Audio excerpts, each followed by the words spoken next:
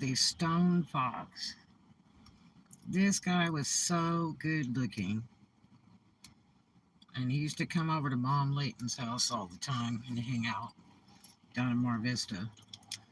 And he drove a El Camino truck. It was really nice. And he also had a De Tomaso Pantera steel blue. And I did a big giant picture of it that I had for years and years. And it got stolen in the storages um, that were stolen in Alabama. And I've had it for years and years and years, that picture. And I had pictures of him too.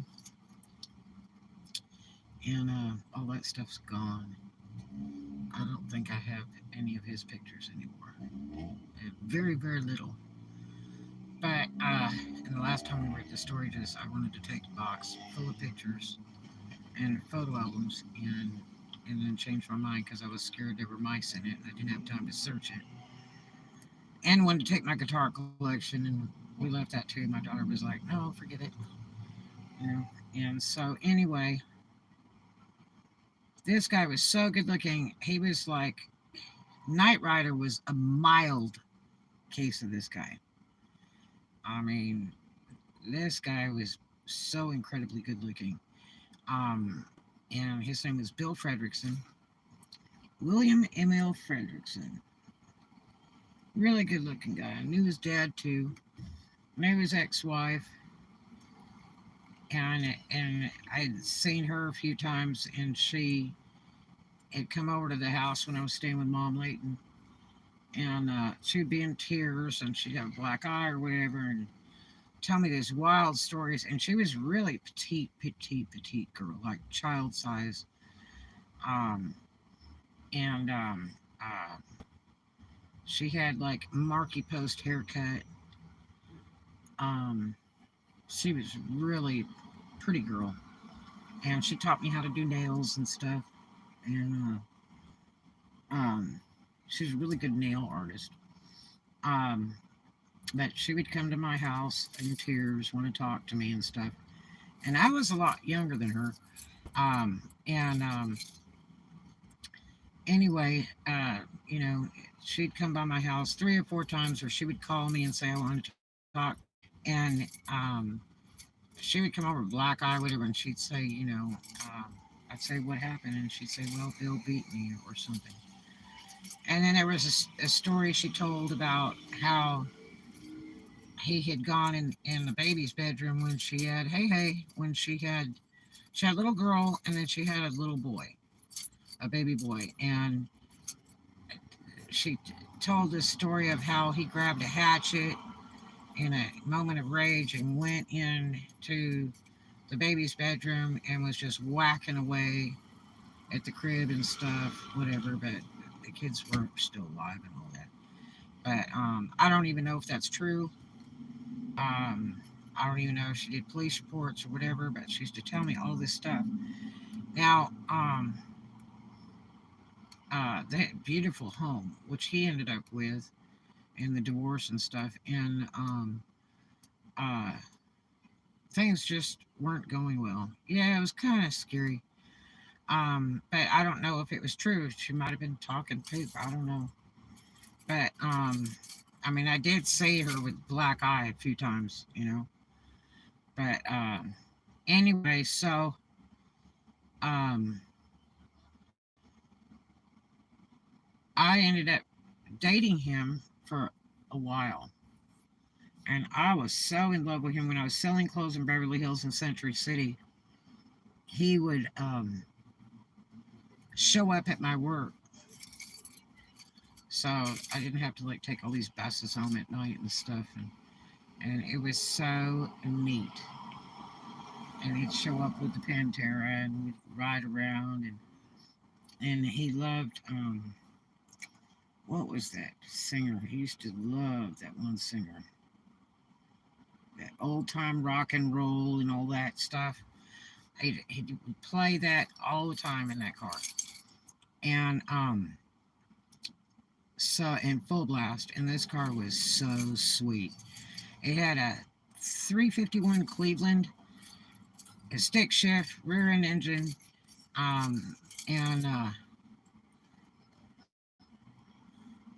Bob Seger. Yeah, he was loved Bob Seger. And let me tell you, it went with the car for sure. Um, and this car was just so incredible. But it used to blow clutch cables all of the time. I think in the time we were dating, it had blown like three or four. It was just insane. And wanted to drive it one time, and he was like, "Women can't drive this car. It's so hard to shift." He's like, "My ex-wife couldn't even drive it. She wasn't even strong enough to shift it." And I was like, "Really?" But that was just part of him. It went with picture. This guy was buff. He pumped some iron. He wasn't a competitor or anything. He just was in really, really good shape. And he was so gorgeous. He had that comb back hair, and um, he had really big hands. He had great arms, great chest, gorgeous man. And I mean, those stormy blue eyes, just, I mean, incredible. I mean, could have been a model all day long. And so, it's one of the best looking men I was ever with in my entire life. Okay, best looking. And anyway, he was funny as hell. He liked to drink beer, on occasion, and he just was a crack up. And so uh, and he loved weed. I remember he said, "You can be my girl, you can be my lady, but I got rules." And I was like, "Okay." And he said, he's all serious and stuff. And he said, "Can you roll a joint?" I said, "No, I don't do weed and I don't like it." And he said, "Oh," he said, "Well, you can't be with me unless you can roll a joint." Man, I was the fastest joint roller you ever knew in your life. Now, I even bought a joint rolling machine thing, right? The little plastic dude with the little, thing in there, and you're supposed to like put the paper and the weed in and roll it, and it's supposed to like pop a joint out. Never work. Never work. It pops the paper out with the weed out, and it doesn't ever make a joint. But you hand it to somebody else, and they can do it in a heartbeat. Bam! Right? So that was a total loss. And so then I learned how to do like double rolling papers where you glue one side together, so you got extra long one. And I kept practicing rolling like oregano and stuff. You know, kept practicing, and then I got really good. Okay, I could roll a joint. Don't smoke it, but I could roll a joint all day long. I can roll a joint out of the yellow pages, buddy.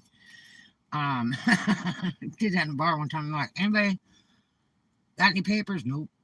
"Anybody? Can anybody roll a joint?" "Yep, right here." "Well, I thought you didn't do weed." I said, "Nope, but I can roll a joint all day long." And we were at this club a friend of mine owned years ago, and I said, "You got yellow pages?"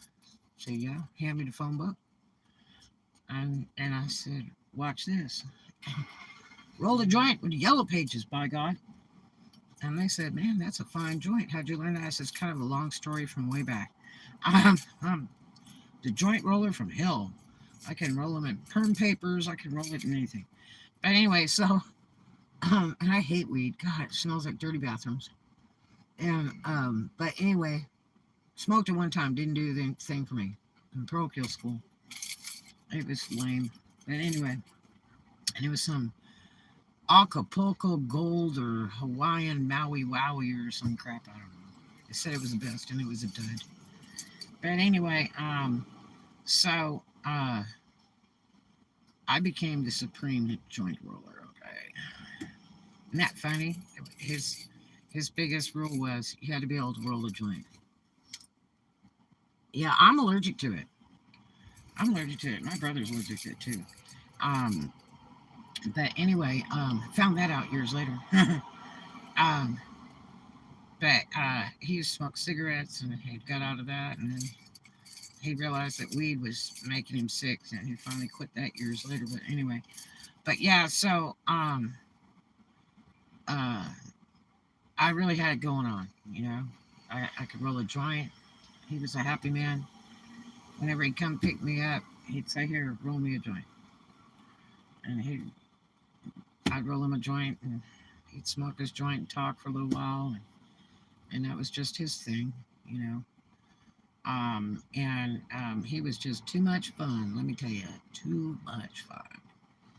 Um, and so anyway, he had this house, and it had the pool in the back, and it had a jacuzzi, and we were in the pool business. I worked it. I was secretary and stuff, and wrote contracts, did the books for the taxes and stuff. Um, Handled all the bills and stuff where he just would come in and sign the checks that I filled out and stuff, and it was a messed up pool company. Let me tell you, he'd get mad at customers and he'd go yank their equipment out. He's like, "They're not gonna pay me. I guess I'll go get my equipment." And he'd go take it, and boy, they'd be calling and going, "My equipment's gone." He'd go, "Really?" You know, yeah, it was pretty incredible. But anyway, so uh, I never saw him punch anybody or propose any violence to anyone. I've seen him mad. I've seen him bright red mad. But I don't think I ever heard him yell or anything like that. He was never violent to me um, in any way whatsoever. And I mean, slobbering in love. Okay. Just adore this guy. The icon of men, you know, just absolutely gorgeous. And so, anyway, one day, he and I and the employees came over to the house, and we were sitting at the table, and all the furniture in the house was mirrored. I'd always loved mirrored furniture since. Absolutely beautiful mirrored furniture. And the end tables, they were just boxes that were mirrored, just, I mean, beautiful stuff. And so he had this big white dining table, and we all sat around this big round table, talking and laughing. Some people drinking and stuff, and we just sit and talk about funny stuff or stuff that happened with pool companies. We had pool men that service pools and all that kind of stuff too. And we had this guy that hired to do decks, and that was a nightmare mess. Oh my gosh. The first deck we did come out like the ocean. It was like waves. It was a messy, messy, messy deal. But anyway, so we were sitting around just talking and joking around and stuff at the house, and all of a sudden, somebody whipped out a package. It might have been Bill. It was a little clear package. It was all sealed on all four edges, and it had white powder in it. And so one of the guys opened it up and they put it on the table. And the table was white, but the powder, you could see it on the table because I think it was whiter than the table. And that's why you could see it. It was really interesting. I'm like, white on white, but one is brighter. So anyway, um, somebody said, "Well, where'd you get that stuff?" And he said, "Oh, I get it in Hollywood. From the gay guys, and they hermetically seal it and stuff. And so I guess it keeps it fresh. I don't know." And so I didn't know anything about coke, and it was cocaine. I didn't know anything about coke. I was like, "What is that cocaine?" "Oh, it's great." And it's like, "Why?" And so everybody's like, "Try it, try it." So I tried a little bit of it, and I was freezing. I said, "This is terrible stuff." I said, "I am freezing cold now."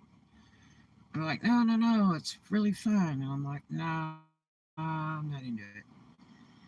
And so, anyway, Bill was, I guess, doing a lot of it. He wasn't shooting it or smoking it, just snorting it. And it was kind of expensive, especially if we went to Hollywood to go get it from the gay guys. And it was like super top quality stuff, I guess.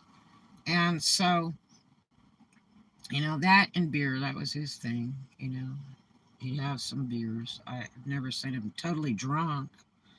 I saw him probably once or twice, kind of floaty, but nothing major. And just a dude enjoying a beer. And there are some grown up people that can drink and handle their booze. Um, the whole idea is not to drink to get drunk, is to drink to have a good time, we used to say years ago. So, anyway,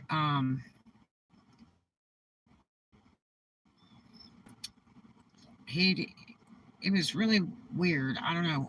You know, I thought we were a really great thing. I was so in love with him. Oh my gosh. And he was so great about coming to pick me up from work and stuff. And it's like he knew where to find me. I was always selling clothes in Beverly Hills, or I was out in Century City selling clothes when I worked for Casual Corner out in Century City. And it was the neatest thing to see him walking into the store. You know, it was like, wow. You know, I got a ride home and I'm gonna go have fun. Um, we'd always go by the house. It was a little bit of a drive too, because his house was in West LA, which is not downtown LA. It's just a place out there like Pico and Sepulveda. And so anyway, um, and that backyard, it was so tropical. It had big ferns growing all over the place. Oh my God, it was so beautiful at night. So much fun. And so he didn't have a lot of furniture in house because he gave like everything to her that she wanted or something like that. So he didn't have a whole lot left in the house. And then he had a back house with a gym in it and stuff. It was pretty neat. But anyway, so uh,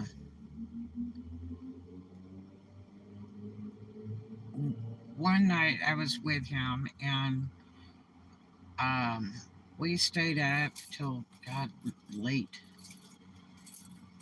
I don't know, 10, 11, or 12, and he decided he was going to go down to the street to the corner bar over there, maybe to go buy some more stuff. I don't know. And I talked to him a couple times while he was over there, you know, um, and he was like, I'll be home in a little bit. So I went to sleep, and like, you know, 5, 6 in the morning, he was not there. And I get up, I'm looking all over the house, you know, and the car you would park it in the garage or in the alley outside the gate, and the gate was wood, so you have to go out the back to go see, you know. And I didn't think that the Pantera was there. I figured he'd taken the Pantera. He was also driving an old crappy station wagon. Sometimes he would just drive this really old funky station wagon.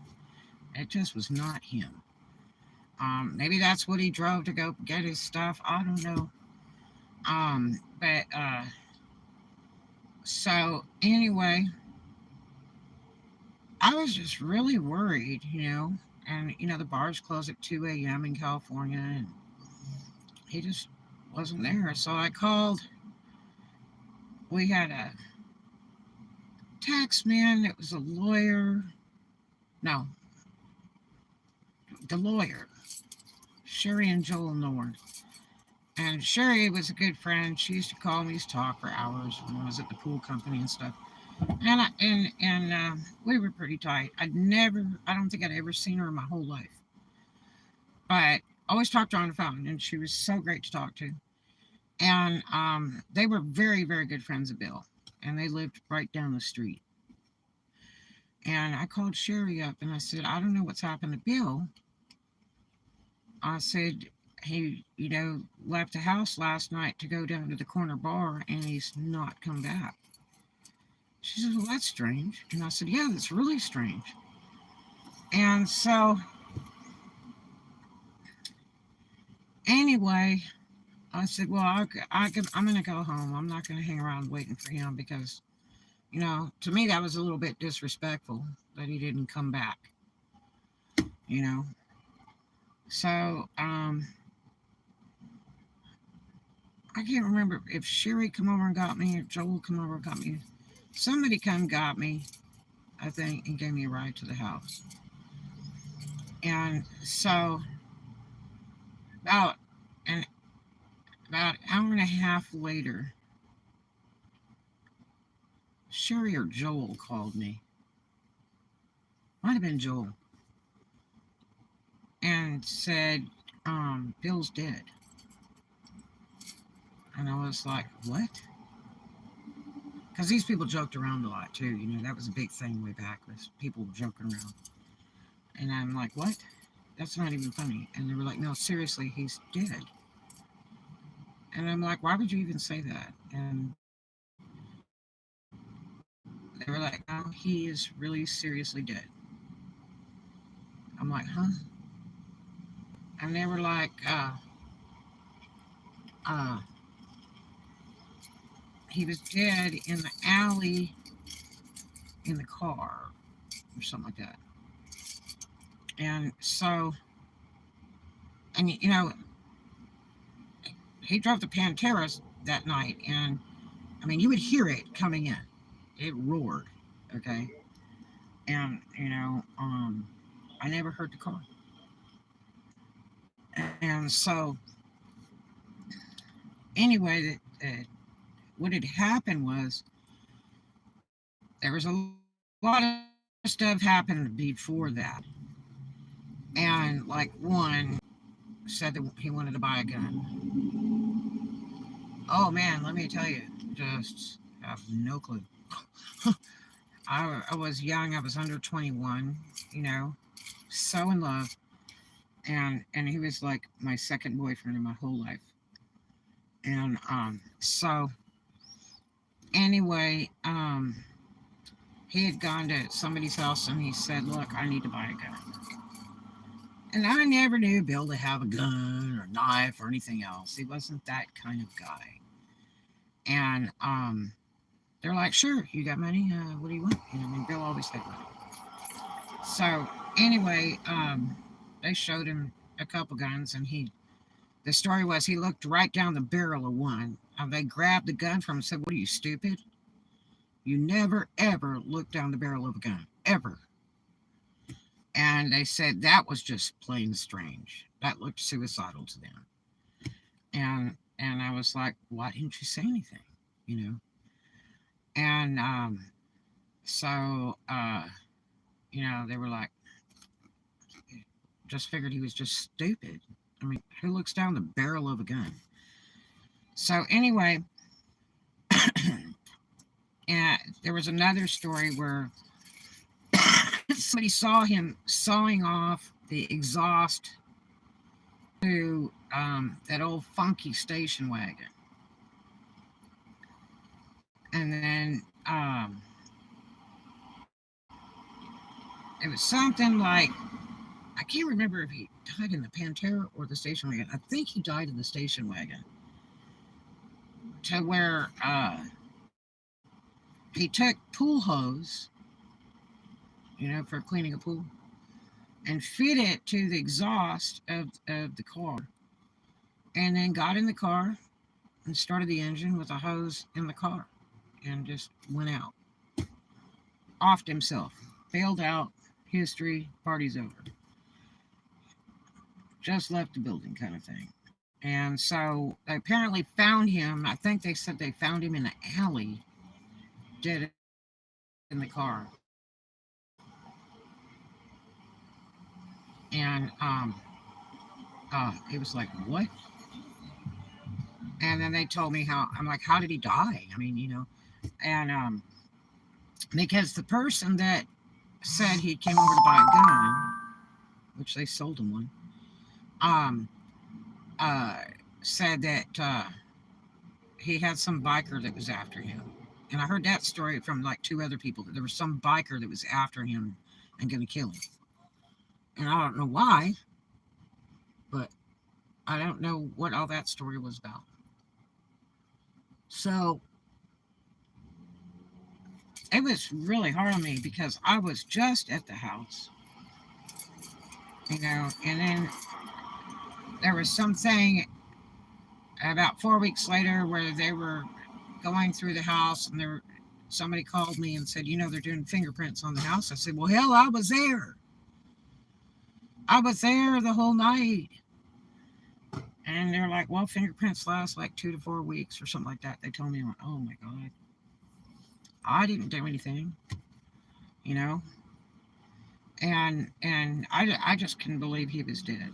I just couldn't believe it. And they were like, yeah, you wouldn't want to see him, for a funeral because he'll be blue because of the asphyxiation and all that stuff. It's just like people go underwater, they get all messed up too or something. And so it really broke my heart. It really, really broke my heart. On the fact his dad was still alive, so he left his dad behind. And his dad used to always ride a Harley. He's always riding a motorcycle. It's really funny.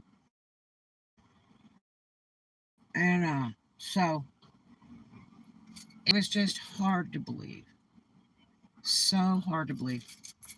It hit me so hard. I mean, it was just devastating. And I just couldn't imagine why he'd, want to kill himself. And that song, What a Fool Believes, made me understand exactly why he was gone. It really did. I mean, when I heard that song and the words, it was like, oh my gosh, that's Bill.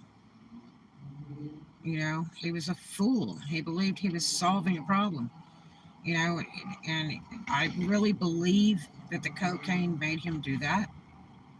That he was just so high on coke that it was just out of control. And that's the problem with liquor and drugs. It'll get a hold of you, no matter how mild it is, or if it's heroin or something. It will get a hold of you. And if you don't take control, it's going to take your life. It'll make you take your life. And so, I mean, what a gorgeous man. Oh my gosh. Just gone. And again, I really believe it was due to the coke. Um, he wasn't like a frying addict or anything like that.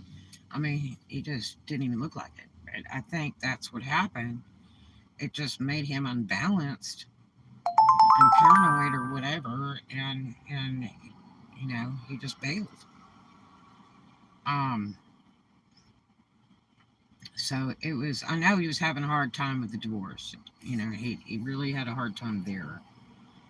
Um, wanted to change his mind but didn't, and it was just kind of a messy thing.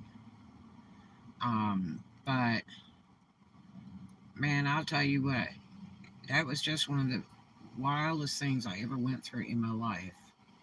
So heartbreaking for years and years and years, even to this day. It still hurts.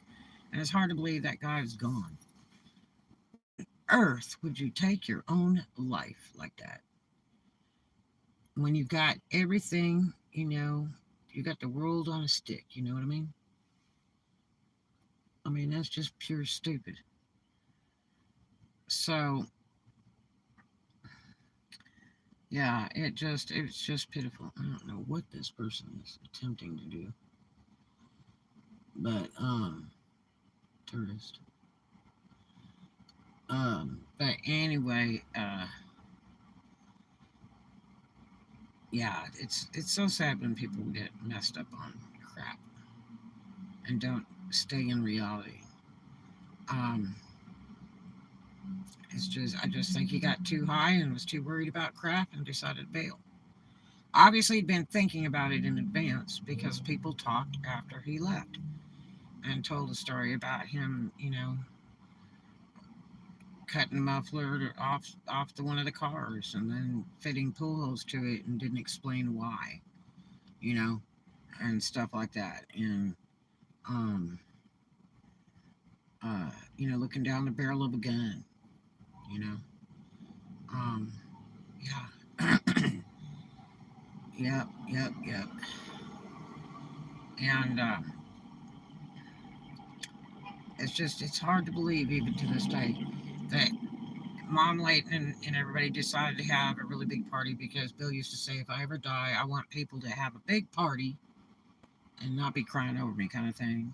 I think they should have a big party. So they had this big party, this funeral party, whatever, dead party.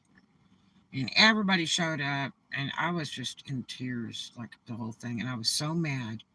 I was like, how can you have a party and have fun when he's dead? That's just disgusting. It was absolutely disgusting. I couldn't understand it. I thought it was disrespectful, and it was like, yeah, I was just destroyed. And everybody come up to me and go, "I know you're really heartbroken." I'm like, "Yeah." I can't even believe he's gone. Um, I don't know whatever came about with the fingerprint in the house, whatever. I don't know why, because he offed himself. And back then, if you were puss enough to off yourself, it was like, go ahead, because you're a big baby. That's some sorry bullcrap. Grown people work through the problems; they don't bail. And it's just the chicken crap way out. Okay, that it just does nothing but leave a bunch of hurt behind, and shows you're weak piece of crap. Bottom line. So yeah, it's not God's will or anything else. It's just you just were an idiot. And just like that song, "What a Fool Believes." I mean, it's Bill was a fool, whatever he believed, and made him do that. It's forever. It's not like you're coming back. And the problem is, a lot of people that try to commit suicide end up damaging themselves horribly. They'll survive, they're handicapped or retarded or whatever, and that's not bailing out, man. That's a terrible way to have to live when you screwball yourself up. Um, yeah. So, yeah, I was so in love with that guy. Oh my gosh, miss him today. What a stone cold fox. Just, I mean, it was amazing. Like my second boyfriend in my whole life. Yep. My first boyfriend I was with for a lot of years, but I look back today, what a piece of crap that was. That was totally a mistake. Total mistake. Young and dumb, fall for anything, I guess. But yeah. So be careful if you know or associate with someone that's doing drugs. It's better to get away. Don't get on it yourself.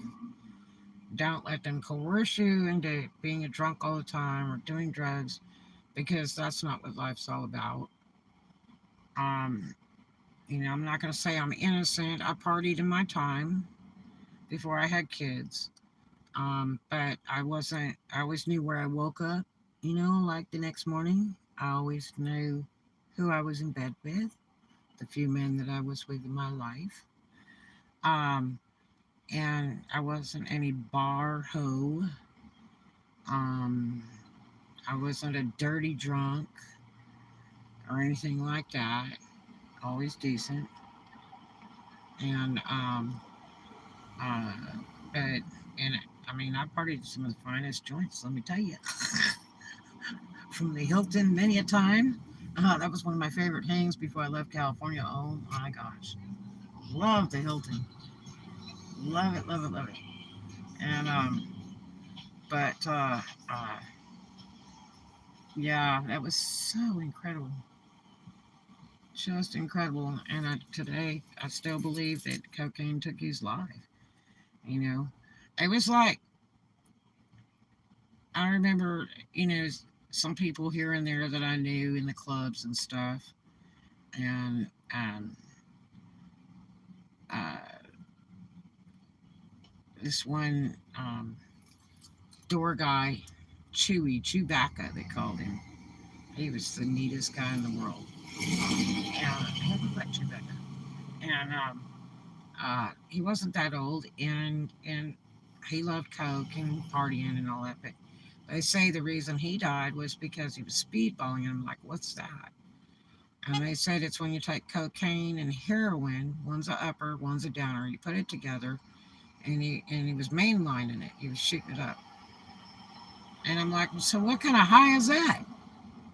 Who wants to be like go fast and then go slow, mix it together? But that doesn't even make any sense. I could see mixing too fast or too slows together or something. Why would you mix one and the other?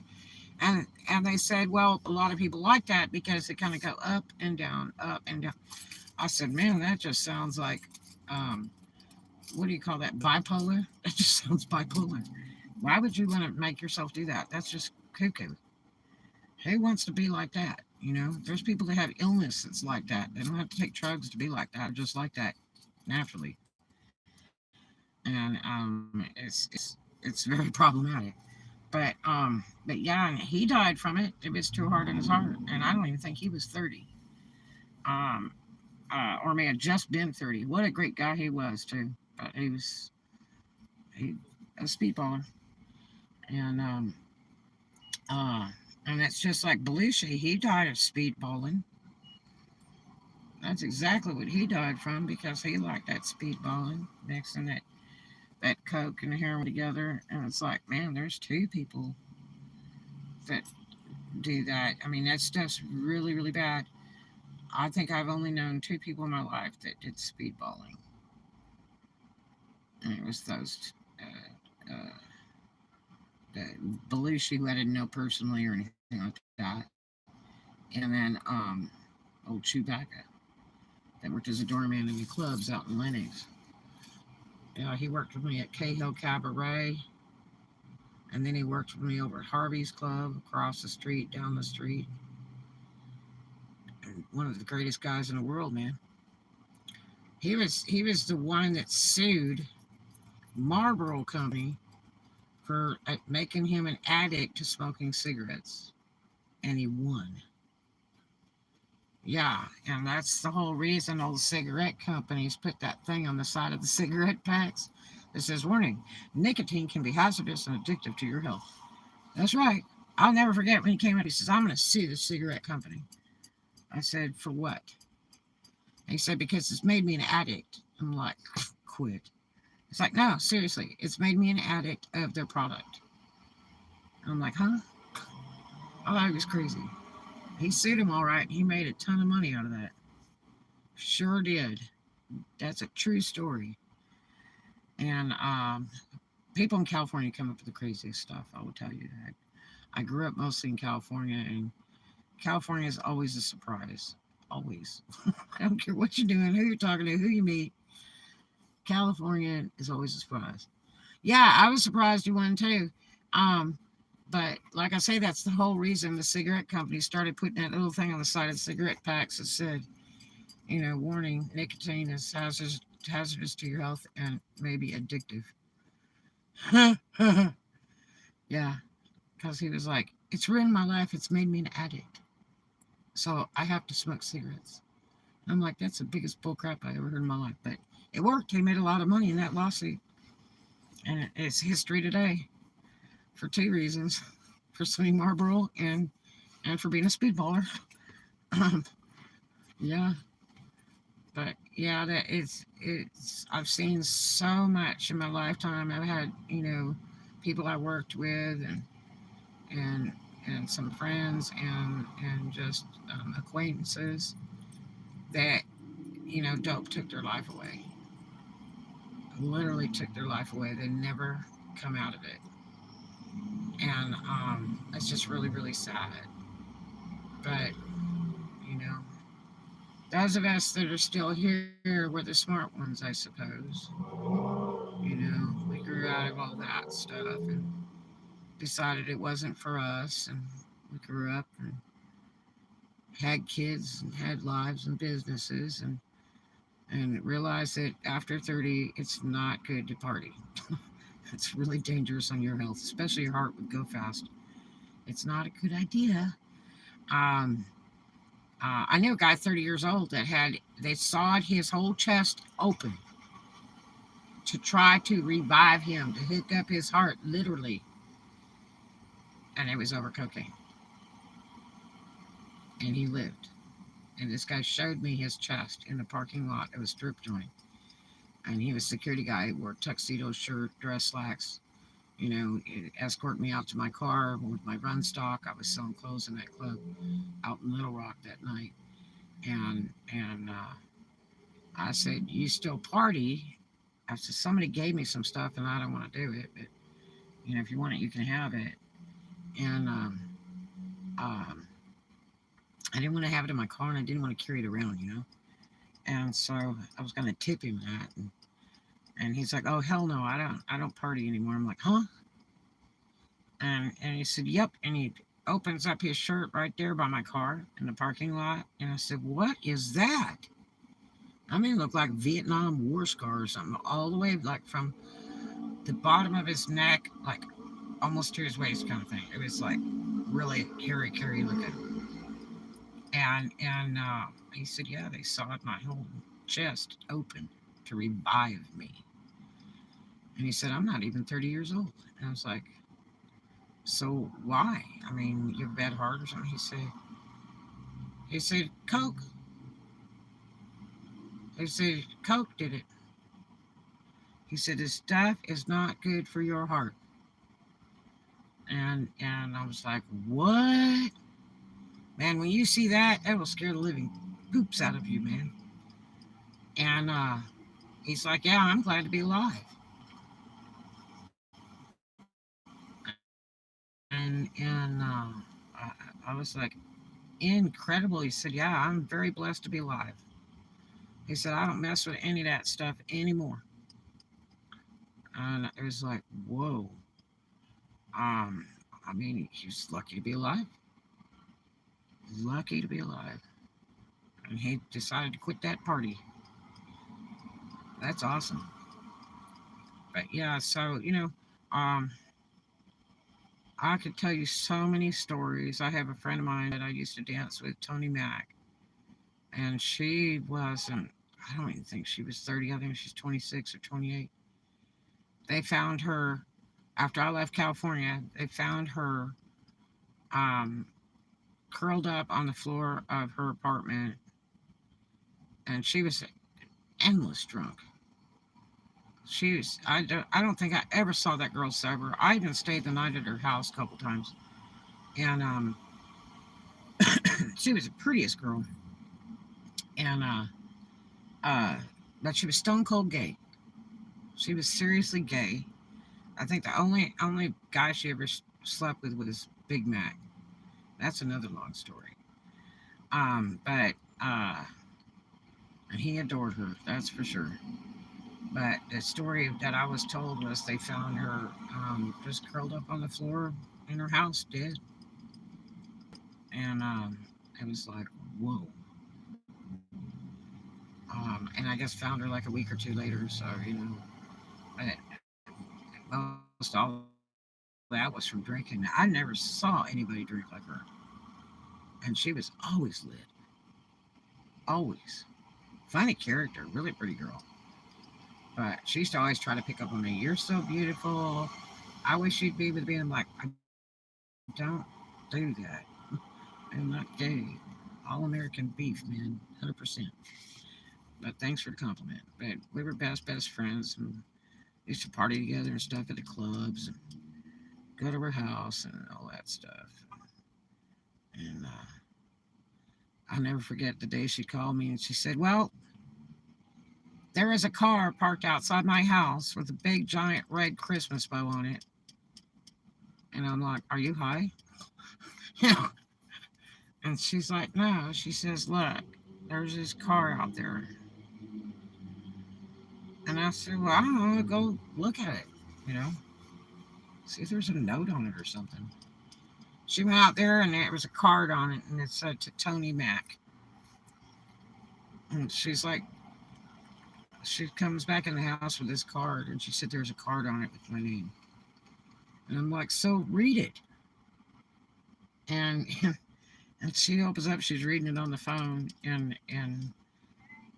she says, it says, I love you. And he was like, happy birthday and Merry Christmas or something like that.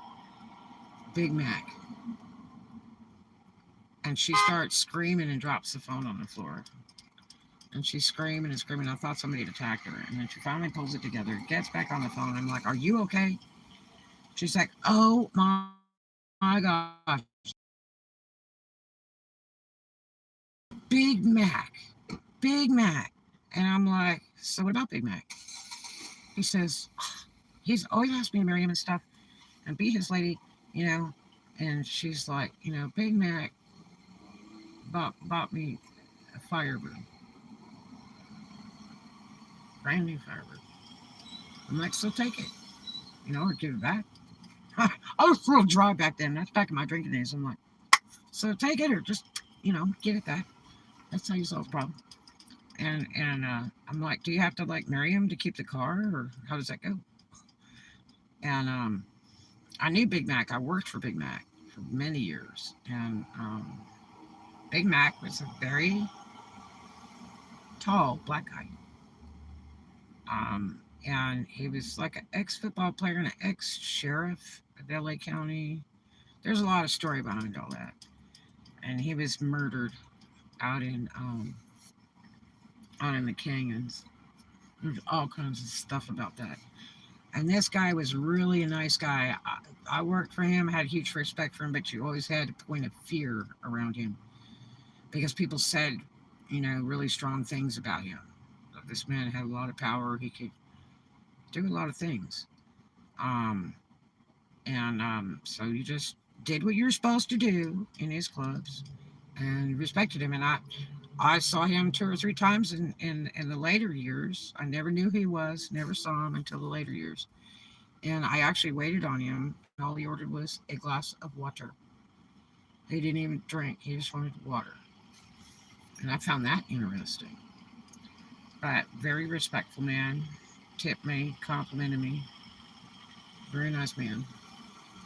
Um, but he owned like almost all the clubs in the LAX area, all the strip clubs. And yeah, it was a big long thing. He died after I left California. And I think it was Carbon Canyon is where he used to live. Somewhere out there. He used to ride around in his limo a lot. That was his thing. He loved to hit all the clubs and places with the limo and pick up girls and stuff, dancers, waitresses, whoever wanted to hang out and party and stuff. And then I knew one of the girls that I guess he was with till the day he died, actually. I can't remember. I don't think she married him. Um, but people say a lot of bad things about him that I don't think are true. And there's a guy that was involved in a lot of that. That is out of jail now and has a lot of the clubs. Yeah, I'm gonna tell you what. People always tell me you should write a book. You should write a book. I'm like, why? You know, I guess that's why YouTube is here. Because I think of some of these things sometimes from the past. They just come up for some reason. Like those 3 songs today. You know, I thought of Bill Frederickson, and it was like those 3 songs and that one song at the end, "What a Fool Believes." That's when I totally understood why Bill died. He was a fool. He bailed. He was a wuss. He was a chicken, you know? And instead of solving the problem legally or whatever needed to be done, he bailed. That's totally chicken crap. So I don't have a lot of respect for those that talk about bailing out and committing suicide, because it's wimpy, you know. And people that are going to really seriously commit suicide don't tell people about it. You're freaking mentally ill if you go on telling people you're going to bail. That's just stupid. And today, you want to tell people you're going to bail, they'll lock you up. It's just simple as that. They don't want you to do harm to yourself.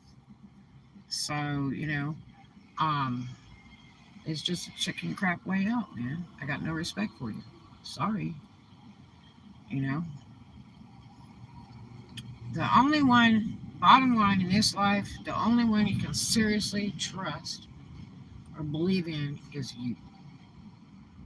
Don't wait around for your friends to come rescue you, help you, have all the answers, because it's not always that way. And it took me years to realize that. It's looking out for number one. That's what it is.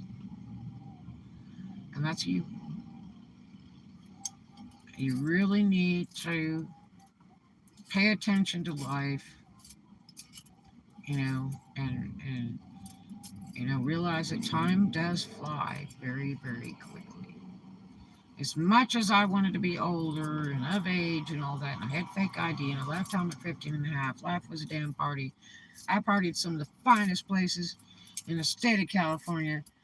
Man, I just had a time. I'm gonna tell you, I had a time before I had kids. Oh my gosh, I've been everywhere, done everything. I made so much money, I would rent a limo for myself on my birthday. After the first one I had, every year after that, I'd rent my own limo and go pick up friends and say, hey, you want to party with me? Let's go out. You know, and I never did the limo to Vegas thing, but anyway, I was offered that a few times by my friend Doc Hillman, you know, before he left. Several times he'd asked me to go with everybody, but, I never had the time to go, and I should have. So he was a surgeon, he's had a lot of money, and we were dearest friends, and I did a lot of business with him. But yeah, I wish I would have paid more attention to life way back.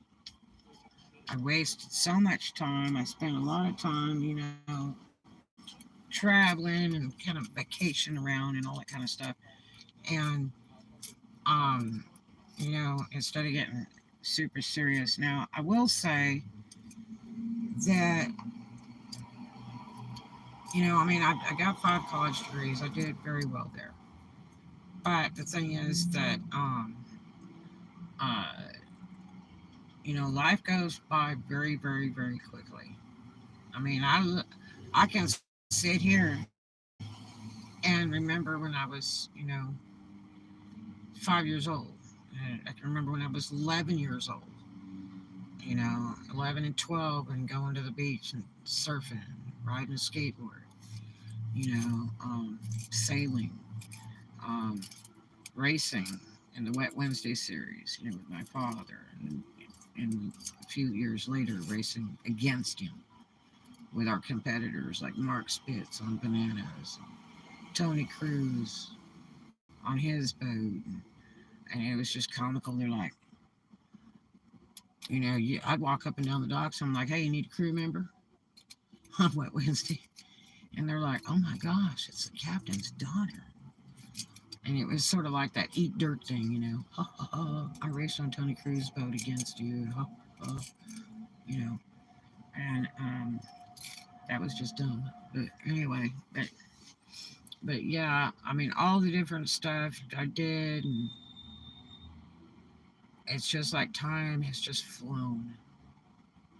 Just flown. So quickly. Stuff seems like yesterday. Just yesterday it happened, and it didn't. It was years ago. So choose your time very wisely. Hang around with the right folks. My daddy, I remember when he told me, you know, probably a year or two before I left home, he said, If you ever go to jail, don't call me. I was like, why would I go to jail? And he's like, I'm just telling you, if you're hanging out with friends or whatever and you end up in jail, don't call me. I am not coming to bail you out or whatever. This is your problem. I was like, damn. And so I would be petrified. Even after I moved out, I was petrified. And some of the situations that just were there, it's like, that song, I was in the wrong place at the wrong time. You just go, ugh. And you go, look, I can't be here because, like, I can't even call my dad to come bail me out of jail for what you guys are doing, you know? So I gotta go now. you know, um, Always bring your own car. Make sure it's in your name, by God. Rule one: make sure you have a car in your name and nobody else's, and you can go and do whatever you please in life. Nothing will hold you back. But yeah, and when I'd quit drinking, um, before I had kids, uh, people said, "Oh, you're so boring."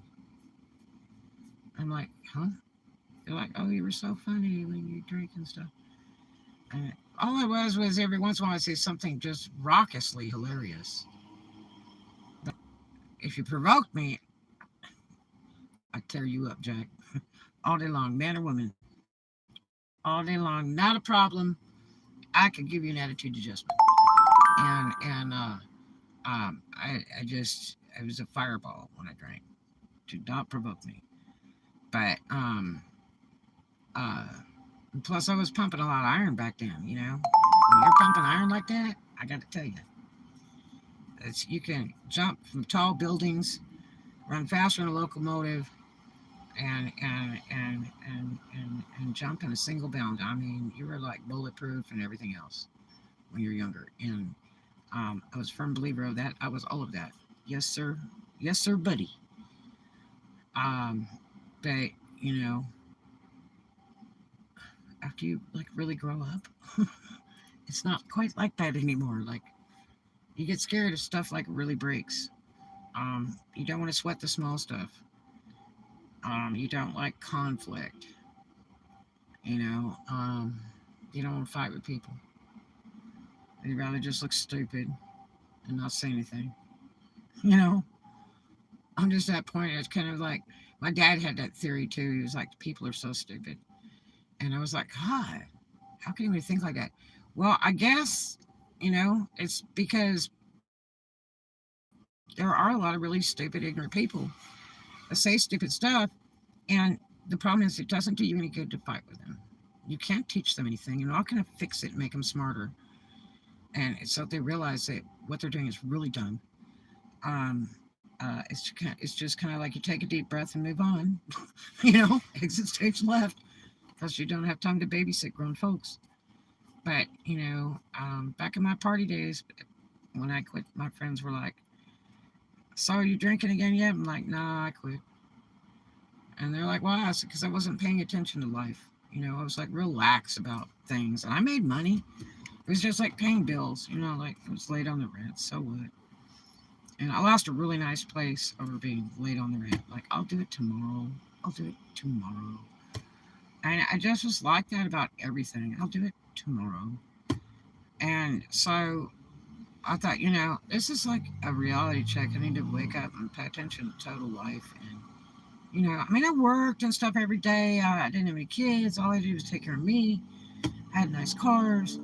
I worked in nice places, really nice places, and had money to burn,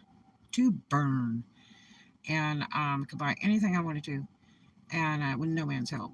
And but the thing is that it's sort of like it goes back to the old saying: success is nothing without someone to share it with. That's a fact. So I spent a lot of my life being very successful, making tons of money. Never could quite find that right person. Now, the few men that I've been with, I was with for a lot of years, and most of them have passed away. Um, uh, and that was from, liquor or like Bill with drugs. That was heartbreaking, man. Even now, it's still heartbreaking. My second boyfriend, piece of work. I mean, it doesn't get any better than that one right there.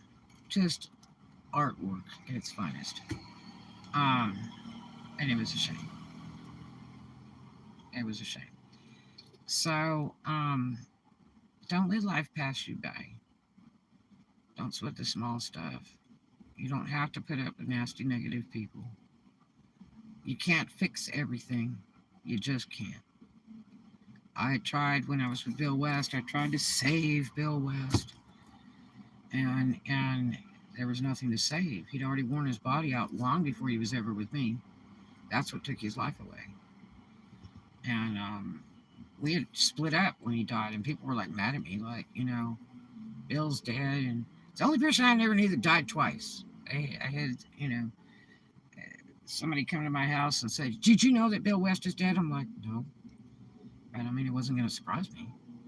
I've been in emergency rooms so many times with him, um, and then somebody else came by later and said, "Well, he died," and I'm like, "You're so full of crap. I already heard he died, and that was like a year ago. You can't die twice." And then finally I said, well, I want to see a death, for a funeral. The card where you read about the person's name and all that when they bury him and stuff.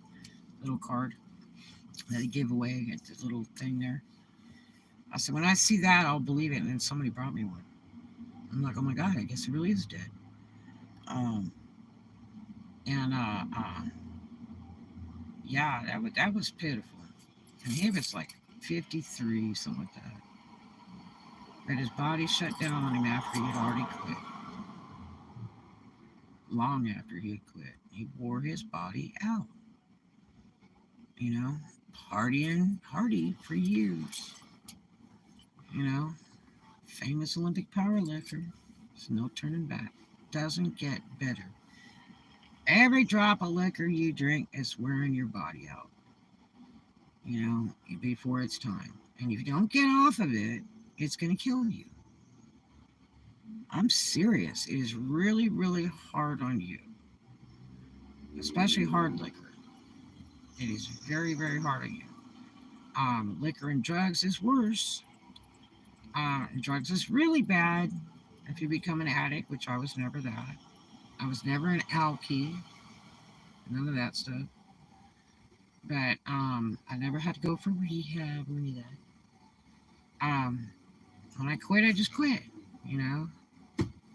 And there's life after that. I'm glad I didn't spend money. I just knew a lot of people that partied and got a lot of free stuff. People just give me so much drugs all the time free, and I'd be giving it to somebody else. Hey, you want these? You know, I remember having a whole purse full of drugs. It's so dumb. God, if I ever got caught with that, I'd been in jail for the next 300 years. Um, People used to always hand me drugs at work. Here, you want some of these? You want a joint? And people always gave me gifts, and you're like, oh, okay, thanks. You know, and I would turn around, and when somebody said, hey, I like this or I like that, I say, here, you want these? It's yours. And that's actually illegal to give drugs away, whether you charge for them or give them away. It's actually illegal now. I don't know if it was back then, but it is today. I knew a guy in Memphis that his dope man called him up and said, hey, this guy wants some weed. Do you have any? And he's like, yeah. He said, man, I'm out. He said, let me, send him over to come pick some up from you. And he's like, don't charge him anything. And he's like, no problem. Sends the guy, meets him, gives him a little bit of weed. Next thing you know, he gets handcuffed. And it's like, that was a setup deal. And I'm like, why did you get busted if you didn't sell it? That's not dealing drugs if you gave it away. And he goes, oh, yes, it is. You can't give it away free. It's drugs. I'm like, oh, man, that's pretty bad. But yeah, it's not the way out. A lot of people get on the drugs and the drinking because it's a crutch. It's something they can hold on to. It like temporarily erases the pain. and life's the party and everything's okay. That wasn't why I drank. I drank because life was a party. I didn't drink because I had problems or I was sad or any of that kind of crap or I was an addict. I just drank because California is a go fast kind of place, and when you get done with work, you go party. You party every night. Sometimes you party till daylight. Um, uh, Sometimes you party for a whole entire weekend. 24 hours, 20 hours, 24 hours. Yeah. Um, California was wild. It was just wild. But all that's just self-harming in your system, especially if you do it forever and ever, for years and years and years, and don't grow out of it. I had a landlord that died. He would do just about any drug you could get him, and he loved to drink from early morning till he went to sleep, and just hung out in his house, wouldn't really go anywhere. I'm like, God, with your money, you could be going all over the place. And he's like, I want to go to NOLA one time. Will you take me? Well, I wouldn't have took him because he was very unpredictable when he drank. He drank serious hard liquor. And if he was ever around anybody with any kind of drugs, he'd be taking that with that. And I'm not a big fan of liquor and drugs. When I was with Thurman, that was the biggest problem with Thurman, was he was getting illegal Prozac and drinking with it, and it made him kooky. And I didn't realize that till somebody told me that later. They said that Prozac and liquor is bad news. And I was mad at him because he didn't go to get a prescription for it. I'm like, well, you got money, you got medical. Why don't you just go to a doctor and get a prescription if you think you're off balance and you need Prozac? He's like, well, it just smooths me out. But liquor and drugs don't mix. That's what it says it right on the bottle, man. Don't drink alcoholic beverages with this. There's a reason for it. But yeah, I knew somebody that took Tylenol and was drinking. They were drunk and they took Tylenol and died from it. It was Tylenol or aspirin, and they died from it. I was like, man, don't drink with drugs of any kind. But yeah, it's I don't regret quitting drinking at all. And it was cheap back then. It's not like today. I mean, I hear people go, yeah, it cost us like $300 to go out and drink over at this club the other night. It's like, why would you spend $300 on booze? Surely you could buy a bottle of liquor and go home, and drink it there. Not have to worry about drunk driving or anything else. Why would you spend that kind of money to go drink? Oh my gosh. Crazy, crazy, crazy, crazy. But yeah, that I quit drinking because I was just casual. Everything was like, I'll take care of it later. I'll take care of it tomorrow. And it was just stupid. After I lost that one house, being lax like that, I'll pay it when I get around to it. No problem. And I was like, man, that was a serious reality check, man. I said, I need to quit all this drinking mess totally.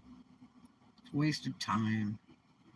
You spend hours in the clubs and dancing all night and doing karaoke and singing with piano bars. And I mean, I went to some cool places. I probably danced every dance from the state of California, from San Francisco all the way to San Diego. No lie. And I was mostly underage because I had fake ID. And but yeah. Yeah, it's like, been there, done that. I had some friends wanted me to go to a concert one time. And I'm trying to think. I think it was Bad Company. And it was down in Santa Monica. And they're like, hey, we got a bunch of tickets. There was like 6 people. And they're like, do you want to go to a concert and go to Bad Company? And I'm like, Bad Company? And they're like, yeah, we got tickets. You could go for free with us. There's just a whole bunch of people that I like casually knew. I'm like, wow, sounds cool. Let's go do that. Like, totally rad, right? Back in the days, you could get by with the fake ID, but not anymore. I can tell you fake ID stories that would crack you up. They never carded me until after I was 21. They carded me all day long. Um, no lie. It's like, what? Um, but yeah, so we go to this concert, and I rode with these other people. Okay, that was mistake number one. I didn't bring my own car in my own name. Rode with other people. I don't know. There's 5 or 6 of us, and they were nice folks and stuff. And then we get there, and and the seats, the seats were way up, like by the roof. Okay, way back there, and I'm like, what the heck? And I'm thinking about, everybody talks about concerts, you got front row seats, or the box, whatever. I've been to a few concerts with my daddy, a Wagner concert, I've been to a lot of stuff like that. The LA Strings when they were, you know, um, doing the tennis tournaments and stuff and all that. And so, you know, it was like a totally, rad thing to be able to go to a concert. I used to go to Maranatha concerts, the Christian concerts. They were pretty rad. And you'd go out in the valley for that when I was in parochial school. But I thought, yeah, man, I'll go to a concert. Saw Beach Boys one time at the beach, Venice Beach. But couldn't get close enough to them. It was like a total bummer, man. But it was cool, Beach Boys were cool. And but yeah, this concert down there, it was like in Santa Monica. So we all went. I think we went like 2 cars or something. And we all go up there, and we were just going up all these stairs, up all these stairs, up all these stairs, all the way to like the roof. And then sit down. I said, "Man, like, how are you supposed to see the concert?"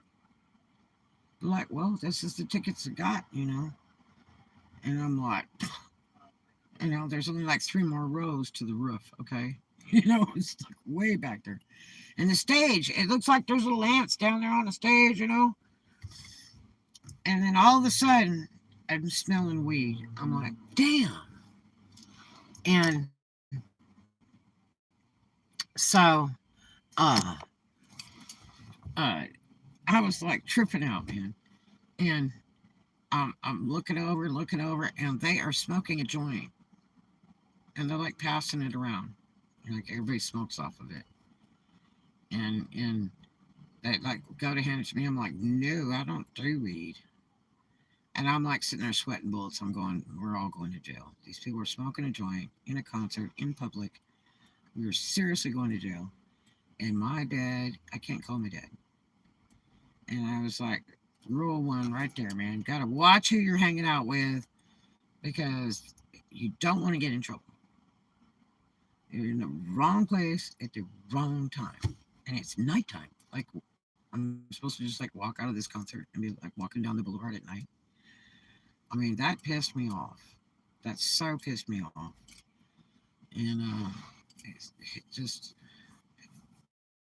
you wouldn't believe some of the weird situations I was in that I had to escape out of, you know. The best one was weirdos that try to pick up on you. And you find the first nice looking guy and go, can you pretend to be my husband for about 10 minutes, please? And there's a guy that'll do it, It's like, well, I'm like, this guy's a freak. And he's like trying to put the make on me. It's like, yeah, I got you. And then when the guy keeps like following you around and, like a puppy dog, and then the guy will say, excuse me, this is my wife, And that's the end of that.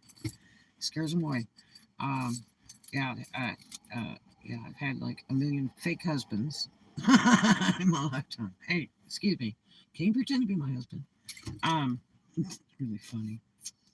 But yeah, so yeah, don't let life pass you by. That's for sure. I thank God I was never addict or alcoholic, and never had to be treated for it. Never had drunk driving. Um, Never was caught in possession of drugs of any kind. Um, but I sure watched a lot of my friends, die. And boy, I swear, these people that try to advertise for free on my YouTube, you got guts, man. We don't have any free advertisement here. But But yeah, it's so much better to pay attention to life. Don't let it pass you by. Every day counts. Every hour counts. Every hour. And uh, you gotta live, love, laugh. That's what it's all about. That's for sure. No doubt about it. But anyway, it's been a slice of heaven. Don't be fooled by love, and don't waste your time with somebody that's doing drugs, because it's just not going to be a good outcome. Whether it's anything that happens to you or anything that happens to them, it's just not going to be a good outcome. Um, and you can't fix everybody. Some stuff is not fixable. Bill West was definitely not fixable. They when the doctors, told me, I said, "Am I doing something wrong? Why does he keep going back to it? Like, well, when he's, an alkie, he got off drugs, and somebody told him, God, alcohol's so much better," and not necessarily true. Um, and you know, he just couldn't stay off of it, and it was to the point of embarrassment. You know, he'd be straight for so long, and then all of a sudden he's jacked up. A lot of it's hanging out with his old buddies and stuff like that, and they egg him onto it. And if you're an addict, you're not strong enough a lot of times. Now, I go in a bar anytime. I could sit for 8 hours drinking Coke. No problem. Doesn't bother me. I don't have to drink. I can have a really great time just like everybody else, and I don't have to drink, and I don't have to do drugs. I'm a 100% grown up person, you know? So, but, you just have to learn how to deal with stuff like that, you know? Don't waste time in this lifetime. You never know what tomorrow has to bring. So, and again, you can't fix everything. I thought, oh, love conquers all, and I could make Bill better. And there was nothing making him better. Only himself, and he never could fix it himself. That's why he never got better. And then when he quit, he died about a year later because his body shut down. That's pitiful, you know. But anyway, hope you guys have a great night. Hope you learned something from that story. It's a true story. Well, always miss Bill Fredrickson. What a fox. Oh, those years, man. Amazing. Amazing. But sometimes the pretty boy isn't the good one, I guess. I don't know. I'm just too pretty. You guys have a great one. I love you bunches. And I'll see you in the next one. Do something kind for a stranger. Love you.